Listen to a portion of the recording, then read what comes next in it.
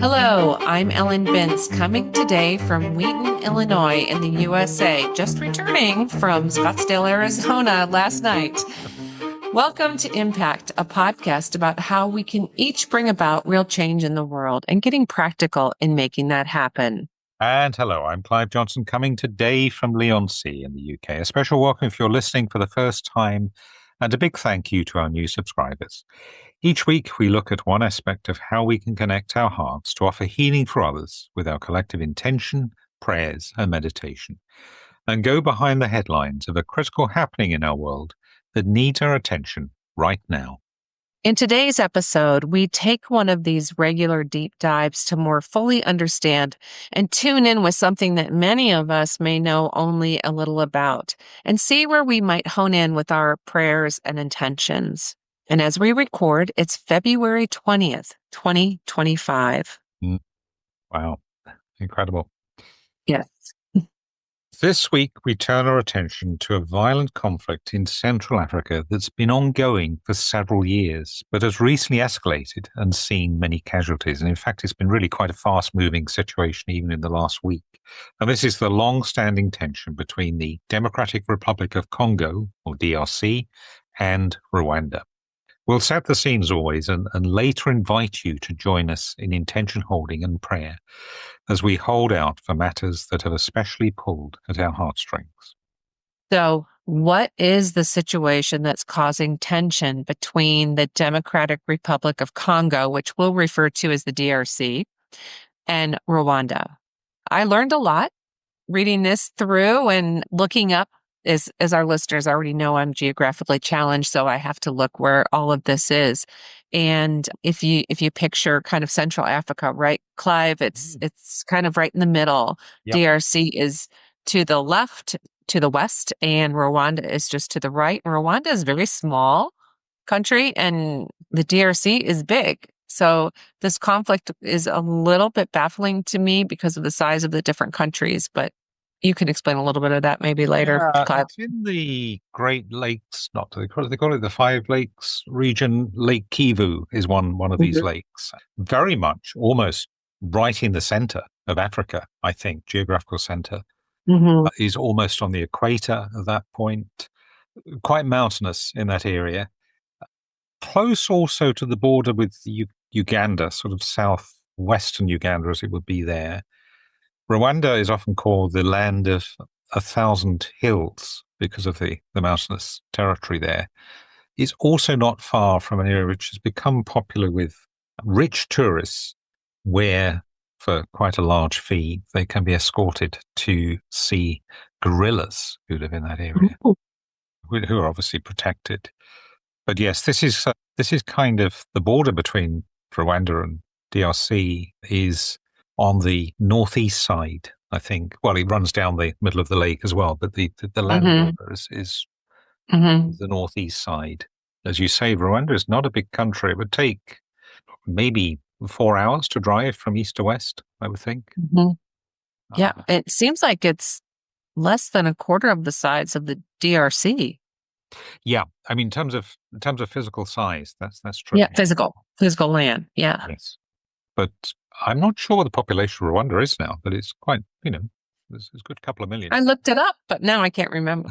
So I don't want to quote a number that's not correct. So the DRC and Rwanda's tense relationship centers on an ongoing dispute regarding rights in eastern DRC, particularly in North Kivu province, which borders Lake Kivu and the shared border between the two countries. The DRC accuses Rwanda of supporting and arming a rebel group known as the M23, who recently captured the capital of the province, Goma. Rwanda has consistently denied these allegations, although the UN report indicates that 3,000 to 4,000 Rwandan Defense Force members are fighting alongside M23 in the DRC, a claim that Rwanda has neither confirmed nor denied. Rwanda instead accuses the DRC of harboring members of the Democratic Forces for the Liberation of Rwanda, a rebel group that is opposed to the Rwandan government. DRC, supported by UN reports, accused Rwanda of using the conflict to loot Congolese minerals in the region, such as gold and coltan. This desire to exploit the rich mineral wealth of the province and are believed to lie at the root of the dispute. And that makes sense to me. Yeah. Rwanda disputes these claims and does not officially claim sovereign rights to North Kivu. However, Rwanda's president, Paul Kagame, Yep. I hope I'm pronouncing that right, has reportedly begun making statements claiming that the Kivu region is part of Rwanda. Rwanda says it is concerned for its security, claiming that it is threatened by Hutu rebels in Congo. The conflict has perpetuated in humanitarian crisis, resulting in thousands of deaths, injuries, and massive displacement. And since January 26th of this year alone, over 3,000 people have been killed, 2,800 injured, and at least 350,000 displaced. The DRC has severed diplomatic relations with Rwanda and called for UN sanctions against Kigali, the Rwandan capital. It has also filed a case against Rwanda for alleged human rights violations, which is currently being heard at the African Court on Human and People's Rights. The situation remains volatile, with failed peace talks and ceasefire agreements raising concerns about potential escalation into a wider regional conflict. It's really quite staggering, isn't it? When we look at those figures, how many people have been displaced, the number of people killed. Yeah. In recent weeks. 350,000 people displaced. That's a lot. Exactly. And this is just this year. Not a story that's really in the headlines. Well, certainly not in the headlines in the UK.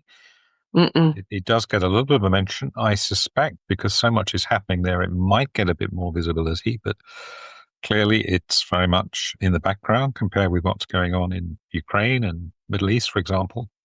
So what is the background to the conflict? The conflict has deep historical roots dating way back to the aftermath of the horrendous 1994 Rwandan genocide, in which Hutu extremists had killed countless Tutsis. Nearly 2 million Hutu refugees fled to eastern DRC following the genocide. Armed Hutu militias, such as the Democratic Forces for the Liberation of Rwanda, then regrouped within the DRC, and in response, Tutsi militias organized against these, receiving support from Rwanda.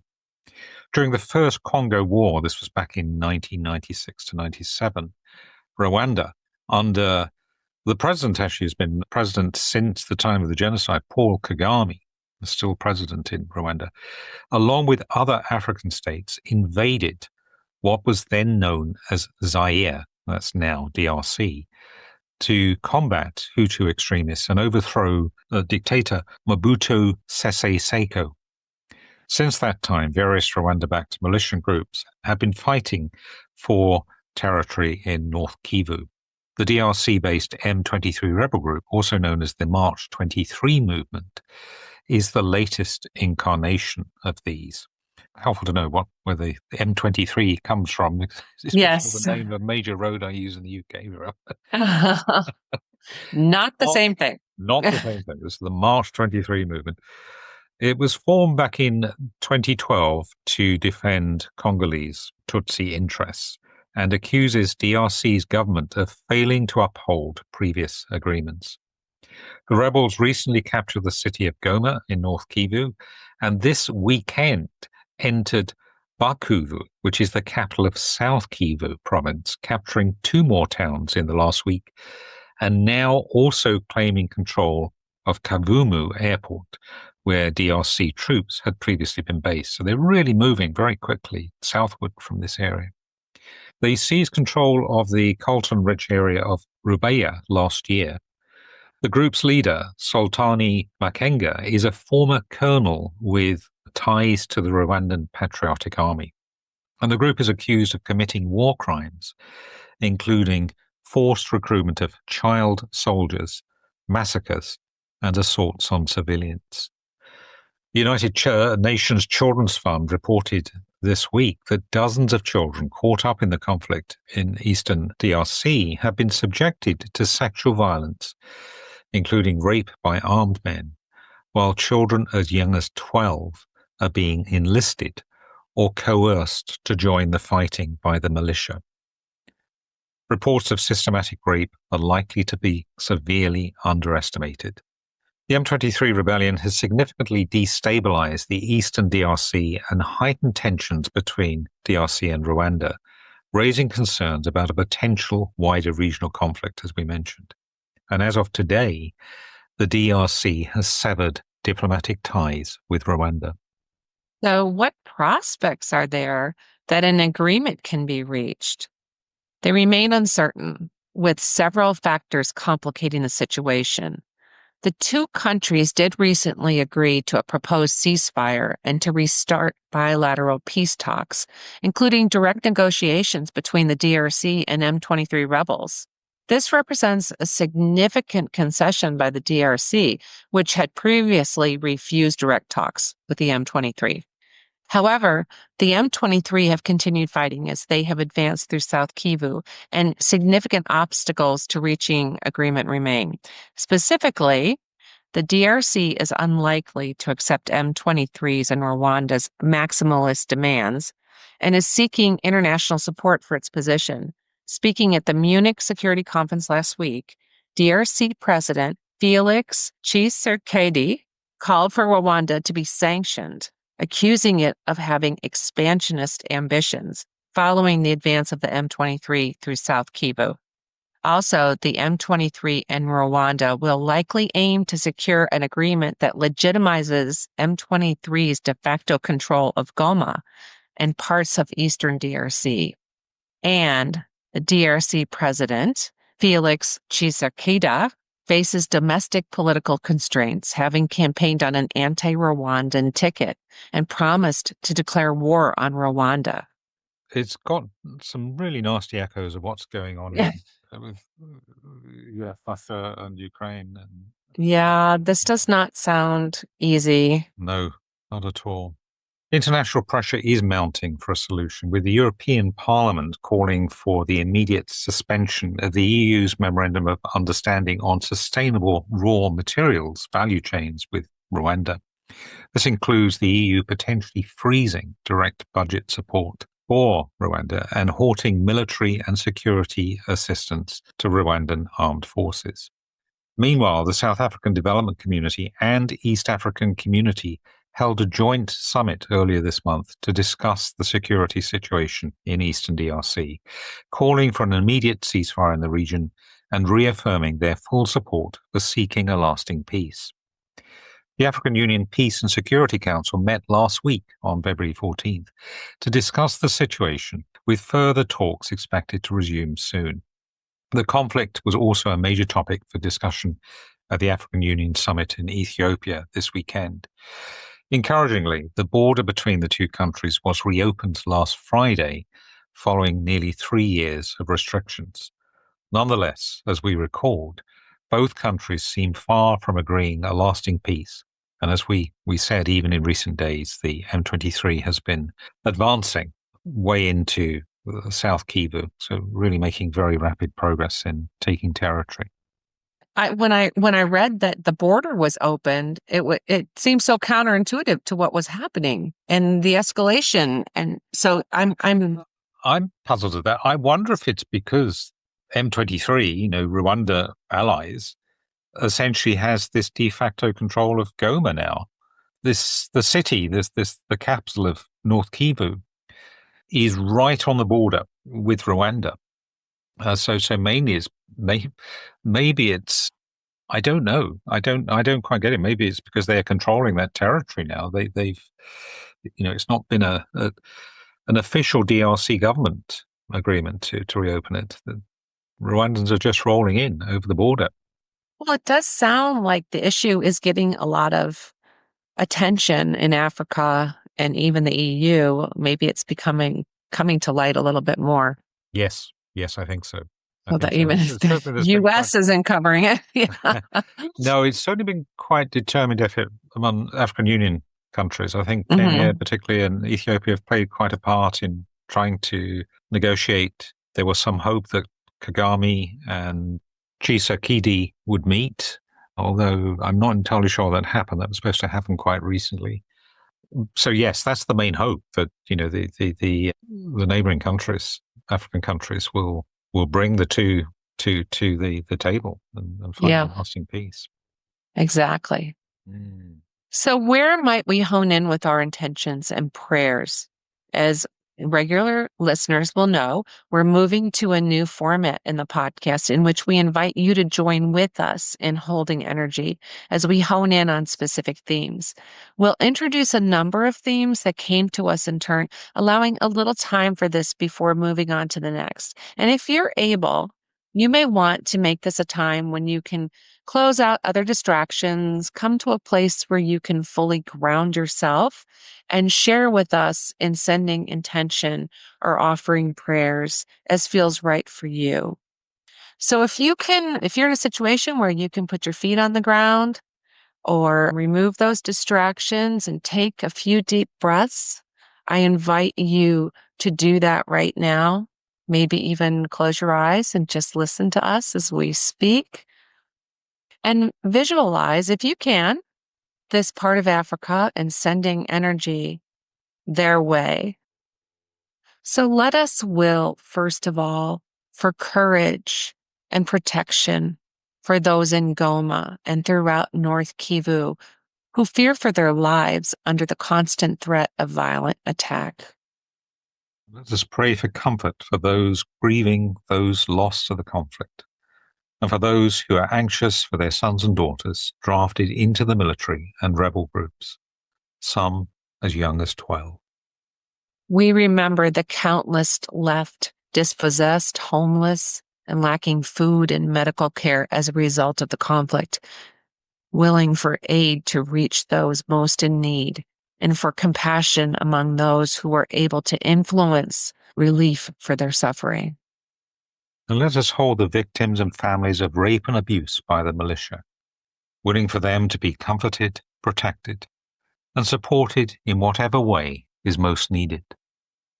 We ask for a willingness among all parties to engage in constructive dialogue as efforts to facilitate dialogue and negotiations by the Southern African Development Community, African Union, and East African Community continue. And let us also will for wise and effective leadership within the DRC military, M23 and Rwandan forces to ensure that clear heads are kept among all who hold weapons.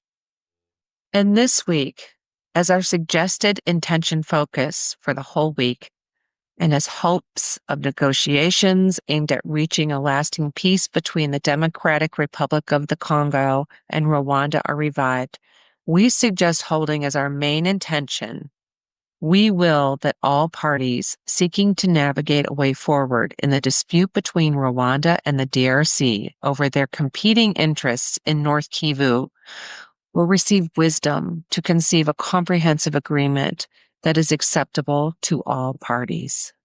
Please join us in holding this.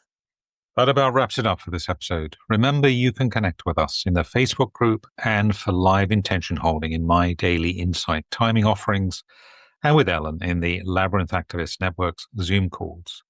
Details of how to hook up with these are in our show notes. Look out too for our next special topic episode, which we'll be releasing in the next few days. Thank you for listening and for sharing with us in holding intentions. We look forward to connecting again next time. And in the meantime, thank you, go well, stay safe. And remember, we're more powerful together. Impact is presented by Ellen Bintz and Clive Johnson and produced by Impact Productions. Our theme music is by Chris Collins and our logo artwork is by Auto Classic. Subscribe wherever you get your podcasts and please leave us a review on Apple Podcasts, Spotify, Audible or your favorite podcast provider. We're a non-commercial podcast dedicated to people of any faith tradition or none who yearn for healing in our troubled world. Please pass on the word so others may join us in making an impact. Thank you for listening.